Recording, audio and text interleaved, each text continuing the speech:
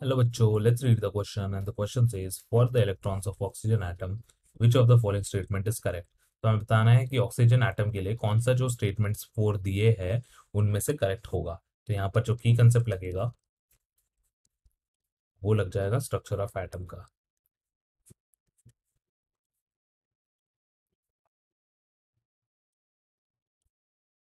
अब यहाँ पर पहला स्टेटमेंट, यहाँ पे एस ऑर्बिटल दिया है और पी ऑर्बिटल दिया है। तो एस ऑर्बिटल में क्या हो जाएगा, S orbital has high probability density,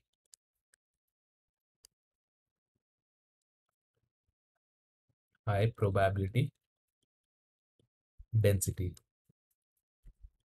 near nucleus, near nucleus unlike P orbitals, unlike P orbitals, क्योंकि उनके पास क्या होता है, बिकॉज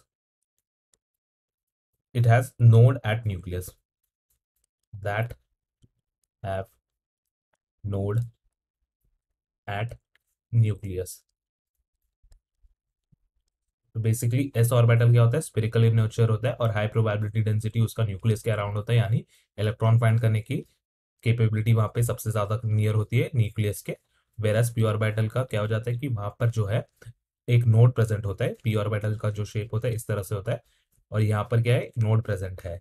वेरस एस ऑर्बिटल जो होता है वो होता है स्पेरिकल इन नेचर और न्यूक्लियस के अराउंड इलेक्ट्रॉन डेंसिटी ज्यादा होती है इसके केस में। And that is the reason we can say that s orbital has high probability density over p orbital.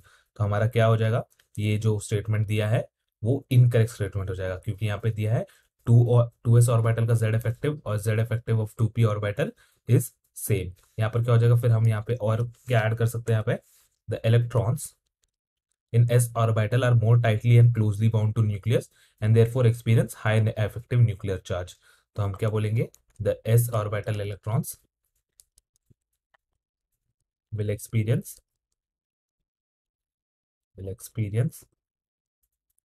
more effective nuclear charge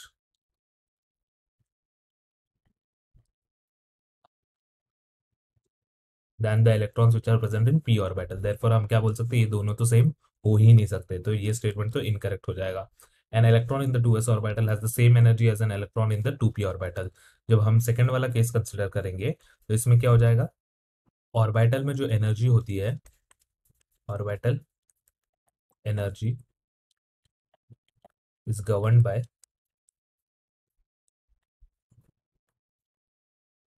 n plus L value, n plus L value where n is equal to principal quantum number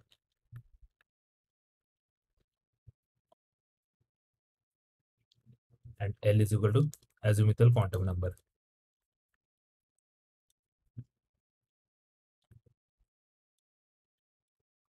जब हम 2s की बात करते हैं, 2s में जो value हो जाएगा वो हो जाएगा n प्लस एल का value, n plus L will be n का वैल्यू तो 2 है, s का वैल्यू l में 0 हो जाएगा, तो 2 plus 0 which is equal to 2। और 2p के केस में ये हो जाएगा 2 plus 1 which is equal to 3, ये इसका वैल्यू हो जाएगा। तो हम देख सकते हैं कि n प्लस एल का वैल्यू किसके लिए बड़ा है, वो है 2p के लिए। देयरफॉर हम क्या बोलेंगे, 2s का ऑर्बिटल जो एनर्जी है, therefore energy 2s orbital is less than energy 2p orbital. तो हमारा सेकंड स्टेटमेंट क्या दिया था, दे हैव सेम एनर्जी, ये तो सेम है नहीं, तो ये इनकरेक्ट हो जाएगा। थर्ड स्टेटमेंट हमारे पास दिया है कि z effective for an electron in 1s orbital is the same as z effective for an electron in a 2s orbital। तो ये भी क्या है, एक इनकरेक्ट स्टेटमेंट है। और ये इनकरेक्ट स्टेटमेंट इसीलिए है क्योंकि अगर हम इसका केस कंसिडर करेंगे तो इसमें क्या हो जाएगा, the distance of the outer electron from the nucleus increases upon an increase in shell size. So distance increases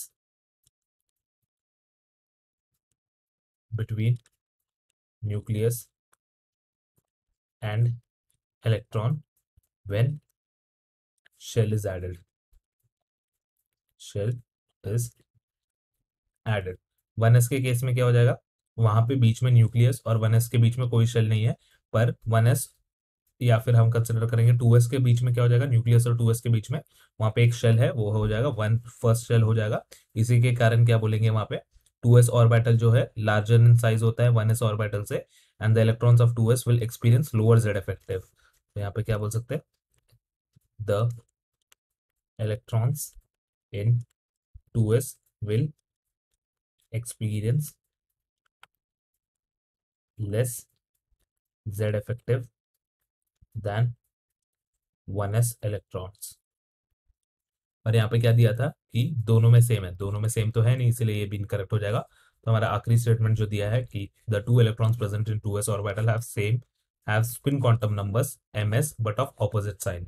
तो हमें पता है ये तो ट्रू हो जाएगा, क्योंकि अगर हम ये केस कंसिडर करेंगे 2s ऑर्बिटल, यानी ये एक स्फेरिकल ऑर्बिटल है, स्फेरिकल ऑर्बिटल है, और एक ऑर्बिटल में maximum 2 electrons can be occupied.